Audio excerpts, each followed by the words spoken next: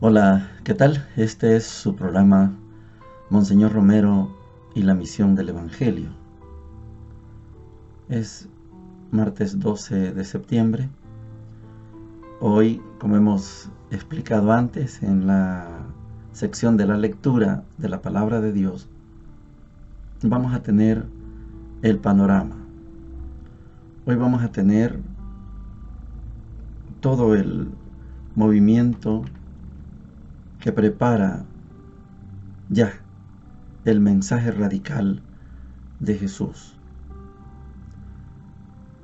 Y en la primera parte, como estamos viendo de Monseñor Romero, al Monseñor Romero periodista, al Monseñor Romero voz de los sin voz, no cualquiera se atrevía a decir las cosas que Monseñor decía en la homilía, muchos por temor, otros por realidad, porque si hablaban los mataban, y Monseñor sabía que esa era la suerte también de él. Si hablaba, lo mataban. El día de hoy vamos a tener varios partes noticiosos, varios mensajes que si no lo hubiera dicho Monseñor Romero, hubieran quedado en la mentira. Hay detalle tras detalle de cómo suceden cosas criminales, calumniosas, difamadoras, y ante esto Monseñor se sobrepone. A Monseñor se le acusó de que él tenía una línea, como podemos aseverar hoy, que nuestra iglesia tiene una línea, pero en aquel momento decían que Monseñor tenía una línea, y él aclara, y esto es el pensamiento para hoy. La frase para hoy dice lo siguiente: no me gusta cuando dicen la línea del arzobispo. Yo no tengo una línea personal. Estoy tratando de seguir la línea de estos grandes acontecimientos de la iglesia, y me alegro que la comisión de pastoral estudia como un proyecto de la diócesis que yo recibí ya como preciosa herencia de Monseñor Chávez y que estamos tratando de poner en práctica con grandes éxitos en las comunidades donde lo toman en serio. Hasta aquí la frase. ¿Tiene una línea, Monseñor? No, no tiene una línea. La iglesia es la que tiene una línea. La iglesia, reunida como Conferencia Episcopal Latinoamericana reunida en Medellín, hizo una opción preferencial por los pobres. Esta es línea de la iglesia, no del arzobispo, de la iglesia, de la Conferencia Episcopal Latinoamericana. Esa opción preferencial por los pobres fue ratificada en Puebla y Monseñor estuvo en Puebla, pero no es la línea de Monseñor, es la línea de la iglesia, es el proyecto de la iglesia. Monseñor lo que hace es darla a conocer. Lo que sucede es que en este país, como en otros países, divulgar los documentos de Medellín y Puebla, incluso tener una Biblia latinoamericana, una Biblia católica, edición latinoamericana, era motivo de muerte. Encontrarle un documento de Medellín, un documento de Puebla y una Biblia latinoamericana era motivo de muerte. El Escuadrón de la Muerte veía que un campesino andaba con un libro llamado Medellín, con un libro llamado Puebla y la Biblia o cualquiera de los tres, y lo desaparecían como si fueran documentos subversivos. No hay nada de subversión. Es un trabajo, es un proyecto de iglesia. Pero las mentes cerradas se oponían a que el pobre fuera atendido por la iglesia. Decían que eso era comunismo, que eso era subversión. Oigamos a Monseñor. Golpearon salvajemente a sus padres y las amenazaron que si decían algo que se atuvieran a las consecuencias. Hemos sabido la tragedia de estas pobres muchachas. En Agua Caliente tuvimos también una bonita fiesta de confirmaciones, un pueblo muy simpático allá en el departamento de Chalatenango, en la parroquia de la Reina. En Cojutepeque, el párroco, padre Ricardo Ayala, ha sido víctima de una falsa denuncia. Llegó a la curia este telegrama, copia de un telegrama del director de la Guardia Nacional al jefe de Estado Mayor. Honrome transcribir radiocomunicación esta fecha procedente de Cojutepeque, Guardia Nacional, que dice: señor comandante segundo, director Policía Nacional comunico telefónicamente esta jefatura que ha tenido conocimiento que a fines de esta semana pasada, presbítero Ricardo Ayala, cura párroco Iglesia San Sebastián, esta ciudad, reunióse con grupo, personas ambos sexos en Cantón San Andrés, jurisdicción Monte San Juan, este departamento, manifestándole día 15 corrientes, saldrá hacia Nicaragua o a Cuba a traer refuerzos para continuar lucha en nuestro país. Firma el comandante. Ridículo, ¿verdad? Cuando llamamos al padre Ayala, quien muchos conocen por su seriedad, él escribió esto, dirigida al ingeniero Duarte, que fue el que comunicó el telegrama a la curia. Al respecto manifiéstole, primero, que es cierto que estuve en la fecha indicada en los cantones El Carmen y Soledad de la jurisdicción de Monte San Juan, acompañado por el presbítero Benjamín Rodríguez, párroco de la localidad. Segundo, que nuestra visita fue para reconciliar y consolar con palabras religiosas y evangélicas a ambos bandos.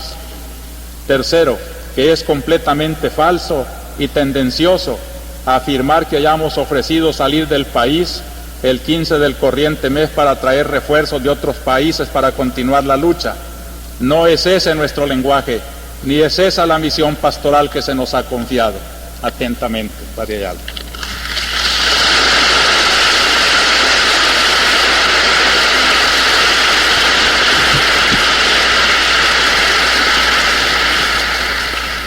En otra comunidad del departamento de Cuscatlán, en Candelaria, también se denuncia que la Guardia Nacional en los cantones de San Miguel, Nanceverde y San Juan Miraflores Arriba, de la comprensión de Candelaria, Cuscatlán, en horas de la tarde, fue capturado el joven reservista Emilio Mejía, quien con otras personas se conducía en un transporte hacia Cojutepeque. Fue traído a su cantón, San José La Ceiba, donde esa misma tarde fue muerto frente a la casa de don Salvador Mejía. Allí fue recogido por su madre, doña Carmen Martínez de Mejía, por la mañana del día siguiente y enterrado por la tarde. Se dice que esto sucedió por equivocación, pues buscaban a otra persona con el mismo nombre. Fatal equivocación. Segundo, fue capturado en su propia casa el señor Emilio Mejía en el cantón San Juan Miraflores Arriba, delante de su propia esposa, doña Pilar Raimundo de Mejía, y después de ser maltratado fue sacado de la casa. Al día siguiente le encontró su esposa como a 2 cuadras de distancia, decapitado. Tercero, fueron capturados en su propia casa en el cantón San Miguel Nanceverde, don José Cupertino Alvarado y sus hijas Carmen Alvarado y María Josefa Alvarado, quienes fueron encontrados muertos en un cafetal detrás de la ermita del cantón San Juan Miraflores Arriba, habiendo sido enterrados en una fosa común al día siguiente por sus familiares. Cuarto, consta que todos los muertos fueron capturados en forma pacífica en sus hogares, a excepción del primero sin que opusiera resistencia. El suscrito vio un camión militar con elementos de la Guardia Nacional frente a la oficina de Antel en horas de la tarde. La denuncia hace un bonito análisis jurídico dejando bien claro que se ha atropellado la ley además de las vidas. Y dice en uno de sus párrafos: con la presente exposición no estoy defendiendo ideologías anárquicas o subversivas, si es que los muertos hubiesen sido acusados de tal cosa, sino poniendo en tela de juicio el procedimiento al margen de la ley y en completa oposición a su dignidad de personas humanas. Al reclamo de nuestra curia por el cateo de la casa de los padres belgas de la colonia Sacamil, el Ministerio de Defensa ha contestado: en cuanto al cateo de la mencionada casa, deseo hacer de su consideración los siguientes detalles. Primero, que no tenía ningún rótulo que la identificara como casa de sacerdotes o como lugar de culto religioso. Segundo, que no solo se cateó esa casa, sino también otra del mismo sector, acerca de la cual se tenían también informes que ameritaban investigación. Se tenían también, es decir, que de los padres tenían. Tercero, que en cuanto se comprobó que la casa pertenecía a sacerdotes y que no se encontraba nada que moviera desconfianza, se suspendió el cateo. Cuarto, que no se descarta la posibilidad de que después del cateo hayan entrado otras personas interesadas en hacer daño o en dejar cierta apariencia de que el cateo fue violento. No omito manifestar que al ser preguntado el cuerpo de la Guardia Nacional sobre el incidente apuntado, este no fue negado en cuanto al cateo realizado, por lo que este ministerio ordenó tener más cuidado y respeto por casos especiales como el apuntado, y que se consulte antes de actuar. Ojalá los hechos digan otra cosa. Siempre informando de la vida de nuestra diócesis, en Calle Real, Ciudad Delgado, tendremos esta tarde confirmaciones a las 4. En las comunidades catecumenales celebraron esta semana el anuncio de la Pascua. En Soyapango se abre un nuevo centro de cristiandad dirigido por los padres dominicos del Rosario. En Santa Tecla, la comunidad eclesial de base estudia y se compromete cada vez más con este método de la pastoral. Una nueva parroquia surge en Chalatenango, parroquia de Cristo Rey, formada por El Paraíso, Aldeíta, Chalatenango, y el párroco será el padre Gabriel Rodríguez, que colaborarán con él 4 seminaristas mayores que hacen allá su año de diaconía, de preparación ya para el próximo sacerdocio. Las comunidades educativas también están trabajando una línea pastoral de los colegios católicos, lo cual es toda una esperanza para que el trabajo de los colegios no sea paralelo, ni mucho menos opuesto a la pastoral de la diócesis. Tuvimos reuniones con los personales laicos de la Asunción y lo tendremos con el Colegio del Sagrado Corazón. 2 organismos de la diócesis renuevan su personal, son el Consejo de Pastoral con nuevos vicarios, y estudiaron 2 días esta semana sobre todo el proyecto pastoral de la arquidiócesis, que responde, ténganlo muy en cuenta para que no se dejen sorprender por malas informaciones. Corresponde nuestro proyecto pastoral en la arquidiócesis a las líneas del Concilio Vaticano II, a las reuniones de Medellín y de Puebla y a las semanas de pastoral que se han celebrado en nuestra arquidiócesis. No me gusta cuando dicen la línea del señor arzobispo. Yo no tengo una línea personal, estoy tratando de seguir la línea de estos grandes acontecimientos de la Iglesia, y me alegro que la Comisión de Pastoral estudia como un proyecto de la diócesis que yo recibí ya como preciosa herencia de Monseñor Chávez y que estamos tratando de poner en práctica con grandes éxitos en las comunidades donde lo toman en serio. Llegamos a la sección de la palabra de Dios. Les decía, antesala del discurso radical de Jesús.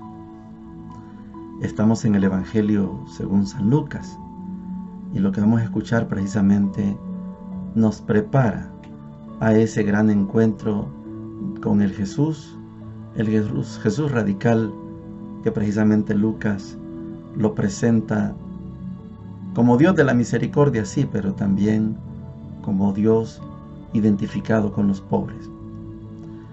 En la primera lectura seguimos estudiando la carta a los Colosenses.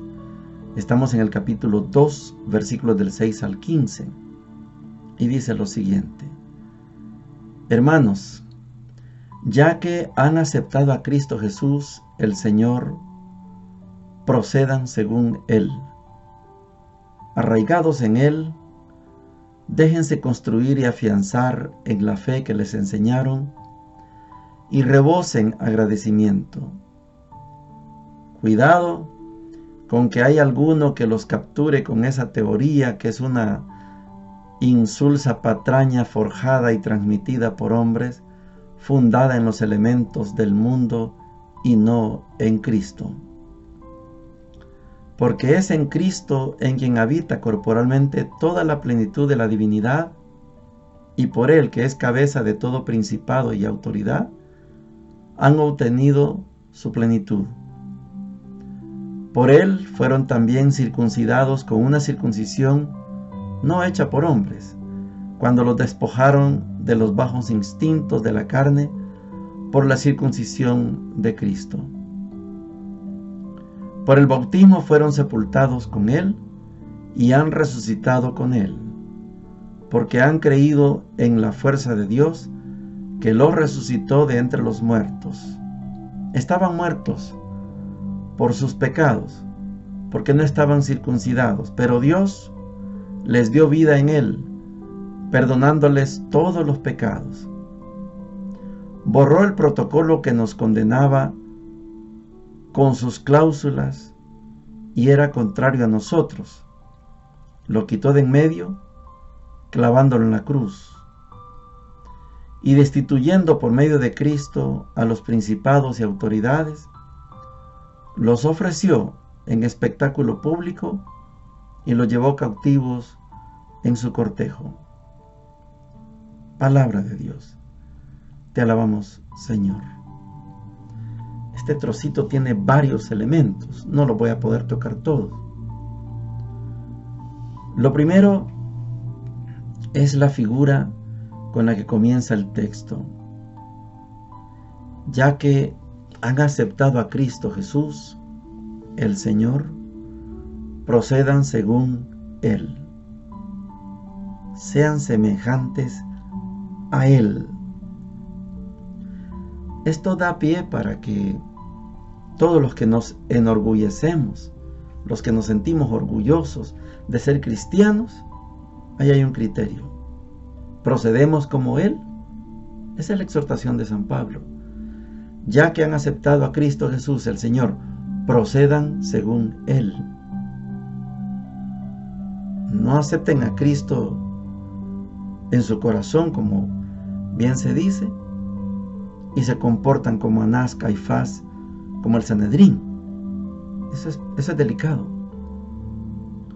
Si aceptaron a Cristo, procedan según Él.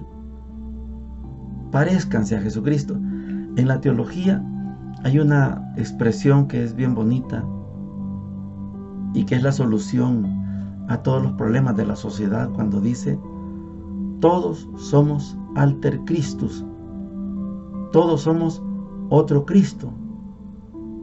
Es que si eso lo hiciéramos, no habría problemas en la humanidad. Pero aceptamos a Cristo en nuestro corazón y somos, imagínense cualquier figura, ¿verdad? Como Moisés, como Josué, como cualquiera, ¿verdad? Menos como Jesús. Y la idea es, si usted aceptó a Cristo en su corazón, compórtese como Jesús. Otra cosa importante también, el tema de la circuncisión. Por Él fueron también circuncidados con una circuncisión no hecha por hombres. En el Antiguo Testamento, para que usted fuera parte del pueblo de Israel, del pueblo santo, tenía que circuncidarse. Como hombre, cortarse el prepucio. Y eso lo hacía diferente del resto de hombres. Se habla también que había una circuncisión para mujeres. En todo caso, esa circuncisión quedó en el Antiguo Testamento. San Pablo habla de la nueva circuncisión. Y esa nueva circuncisión, según el Evangelio de Mateo, es el bautismo. Usted no necesita circuncidarse para ser miembro o integrante del pueblo de Dios. No, lo que necesita es bautizarse. Eso sí, el bautismo es la nueva circuncisión. Esto no lo comprenden los que defienden al pueblo de Israel como pueblo santo todavía. Israel fue y puede ser, pero no quiere. Hoy, nuestra circuncisión es el bautismo. Por el bautismo pertenecemos al pueblo de Dios. El tercer elemento, por el bautismo fueron sepultados con Él y han resucitado con Él. A mí me gusta mucho el bautismo que hacen en las iglesias no católicas, en la iglesia evangélica, porque sumergen al bautizando, lo introducen en el agua o la introducen. Las personas generalmente se tapan la nariz porque son sumergidos. Ahí está el símbolo de la sepultura. Si usted se queda sepultada, se ahoga, se muere. Entonces el símbolo es bonito porque a usted la introducen en el agua y cuando el pastor considera que ya es oportuno, la saca. Si la deja dentro del agua, se muere. Pero el pastor la sacó y ahí comienza la nueva vida. Nosotros en la Iglesia Católica tenemos un bautismo simbólico y se hace, quiero explicar esto, se hace el bautismo con una conchita o con un guacalito de agua. Agarran la cabeza del niño o el grande y le dicen: yo te bautizo en el nombre del Padre, un chorrito, en nombre del Hijo, otro chorrito, y en nombre del Espíritu Santo, otro chorrito. Porque hacemos memoria de aquel momento en que los cristianos y cristianas eran perseguidos y no podían bautizarse en un río porque los mataban a todos. Entonces en unas cuevas llamadas catacumbas, allá se bautizaban en la privacidad. Con un poquito de agua alcanzaba. No lo sumergían porque no hay donde sumergir. No, le rociaban la cabeza: yo te bautizo en el nombre del Padre, del Hijo y del Espíritu Santo. Por eso bautizamos con un guacalito o una conchita, así en privado, en memoria de la persecución que sufrieron los cristianos y cristianas. A mí me encanta, por ejemplo, cuando a Dagoberto le han preguntado sobre esto y dice: ¿y usted cree en Dios? Bueno, yo soy un cristiano catacumbero, dice él, o sea, haciendo memoria a ese momento en que los cristianos se escondían en las catacumbas, en esas cuevas. El Evangelio, vamos a la antesala. Este es el Evangelio que sirve de marco para que escuchemos después al Jesús radical. Lucas capítulo 6, versículos del 12 al 19, dice lo siguiente: en aquel tiempo subió Jesús a la montaña a orar y pasó la noche orando a Dios. Cuando se hizo de día, llamó a sus discípulos, escogió a 12 de ellos y los nombró apóstoles: Simón, al que puso de nombre Pedro, y Andrés, su hermano; Santiago, Juan, Felipe, Bartolomé, Mateo, Tomás, Santiago Alfeo, Simón, apodado el Celotas, Judas, el de Santiago, y Judas Iscariote, que fue el traidor. Bajó del monte con ellos y se paró en un llano con un grupo grande de discípulos y de pueblo, procedente de toda Judea, de Jerusalén y de la costa de Tiro y Sidón. Venían a oírlo y a que los curara de sus enfermedades. Los atormentados por espíritus inmundos quedaban curados, y la gente trataba de tocarlo porque salía de él una fuerza que los curaba a todos. Palabra del Señor. Gloria y honor a ti, Señor Jesús. Mañana miércoles es el día de escuchar al Jesús radical. Ya está la antesala. Aquí terminamos. Les hice una lectura de los nombres de los apóstoles porque Lucas no le da importancia al quién es el papá de cada uno, ni los presenta de dos en dos como lo hace Mateo, sino Simón, al que puso nombre Pedro, y Andrés su hermano, Santiago, Juan, Felipe, Bartolomé, Mateo, Tomás, Santiago, Alfeo, Simón, etc. Una lista. Para los que son nuevos en este programa, quiero mencionarles que lo que viene a continuación va a ser el texto que equivale al Sermón de la Montaña de Mateo. Hemos estudiado bastante el Evangelio de Mateo y hemos dicho que Mateo tiene 5 discursos. El primero es el Sermón de la Montaña, capítulos 5, 6 y 7. El segundo, el discurso de instrucción a los apóstoles, capítulo 10. El tercero, el sermón o discurso sobre las parábolas del reino. El capítulo 18 y 19, el discurso de instrucción a la comunidad. Y el quinto, el discurso escatológico, el discurso de los últimos tiempos, 23, 24, 25. Hemos dicho algo fundamental también, y es que en los evangelios no se puede percibir que exista de verdad la fundación de la iglesia. No hay manera de sostener que desde el evangelio, desde los 4 evangelios reconocidos por la iglesia, se entienda que hay un momento en que Jesús fundó la iglesia. No se puede. Mateo 16, 18, tú eres Pedro. No, está hablando en futuro. Edificaré. No la edifico hoy. Si hubiera dicho así, ahí está el momento que nació la iglesia.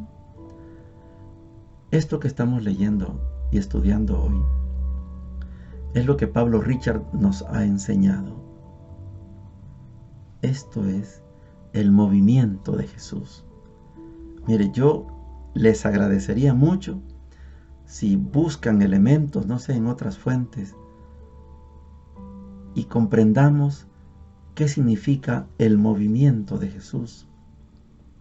Cuando Pablo Richard nos enseñó esto, tuvimos que quitarnos algunos esquemas mentales, porque yo fui como sacerdote, ejerciendo todavía,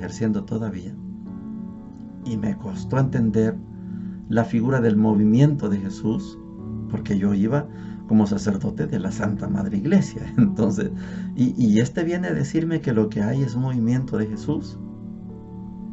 Y le puse atención, y desde entonces, cuando lo comprendí, yo lo comparto.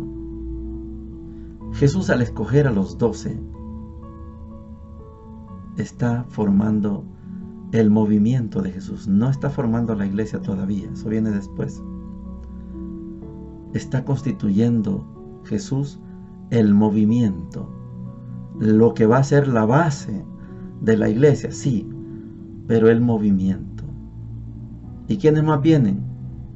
Viene una buena parte del pueblo. ¿De dónde viene ese pueblo? De Judea, de Samaria, de Tiro, de Sidón, de todo.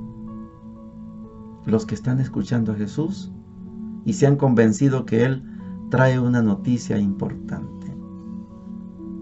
Esto es la base para que mañana podamos escuchar, si se puede llamar así, el Sermón de la Montaña, pero desde Lucas, que si se miran, o escucharon al inicio de la lectura, allá se llama Sermón de la Montaña en Mateo. Aquí dice que bajó del monte y se estableció en un llano, o sea que puede llamársele el Sermón del Llano. No es el sermón del monte, es un sermón del llano. Pero lo que va a decir Lucas, cotejado, comparado con lo que dijo Mateo, es diametralmente contrario, diametralmente opuesto. Allá hay una visión. Aquí hay otra visión. Lucas es muy radical, más radical que los otros evangelios, incluso Juan. Lucas es muy radical. Y el que lo entienda, que lo entienda. El que no, que siga por su camino. Pero Lucas es especial en esto. Yo espero que mañana nos encontremos de nuevo y oigamos a ese Jesús radical del que les he estado hablando. Bendiciones para todos y para todas.